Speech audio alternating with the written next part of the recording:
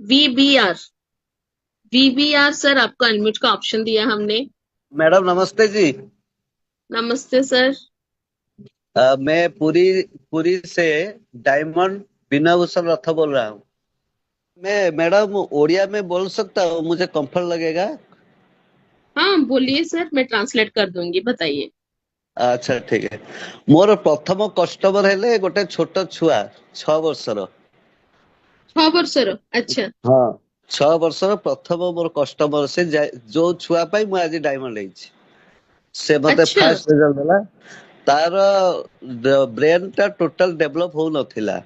ତାର ବଡି ଟା okay. Develop ହେଉଥିଲା, ବ୍ରେନ ଟା ଡେଭଲପ ହଉନଥିଲା, କଥା କହି ପାରୁନଥିଲା। ଆଉ अच्छा। ମୁଁ ଦବା ଦ୍ଵାରା ମୁଁ ତାକୁ 50% ଦେଲି। 50% ओके। ଡେଲି ଦେଲି। ତ ସେତିକି ଜାଣିନଥିଲି ନା କେତେ ଦିଆଯିବ, କିନ୍ତୁ ମୁଁ ଗୋଟେ ଅନୁମାନ କରିକି ତାକୁ 50% ଦେଲି। ମାନେ 50% ରେ ହାଫ ପାଉଚ୍ ଗୋଟେ। ଆପଣ ଦଉଥିଲେ, ହାଫ ପାଉଚ୍ ପୁରା? ହଁ ହଁ madam, daily half okay. Pouch ଦଉଥିଲି। ତାପରେ यस। ଗୋଟେ ପ୍ୟାକେଟ ସଇଲା ପରେ ସେ କଥା କହିବା ଟିକେ ଆରମ୍ଭ କଲା। ଯୋଡେ ଯୋଡେ ୱାର୍ଡ କହିଲା, वाओ। ତାପରେ ତାର ସେଣ୍ଟେନ୍ସ ବି କହିପାରୁଛି ଏଇଲେ।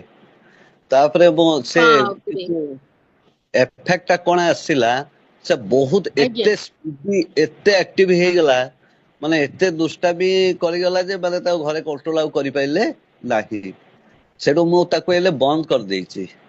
ତାପରେ अच्छा। ସେମାନେ ତାକୁ ପରେ MRI କରିବା ଦ୍ଵାରା ଦେଖିଲେ ଯେ ବ୍ରେନ ରେ ଗୋଟେ କ୍ଲଟ ଅଛି। ସେ ଛୋଟବେଳେ ବୋଧେ ପଡିଯାଇଛି କୋଉଠି, 2-3 ଥର ପଡିଯାଇଥିଲା। अच्छा। ସେ ବ୍ରେନ अच्छा। ର अच्छा। କ୍ଲଟ ଟା। ଆଚ୍ଛା, ସେ ବର୍ତ୍ତମାନ ଯୋଉ ଦେଖଉଛନ୍ତି ଯାହାକୁ କଟକରେ କଂସାରଙ୍କୁ ଜଣେ, हम्म। ସେ କହିବା हम्म। କଥା ଯେ ମେଡିସିନ ପୁରା 2-3 ବର୍ଷ ସେ କଣ୍ଟିନ୍ୟୁ ଖାଇବ ଏଲୋପାଥିକ ମେଡିସିନ। କିନ୍ତୁ ଏଇଟା हम्म। ଆମେ ବୋଲିକି ଡକ୍ଟର ଜାଣୁନାହାନ୍ତି।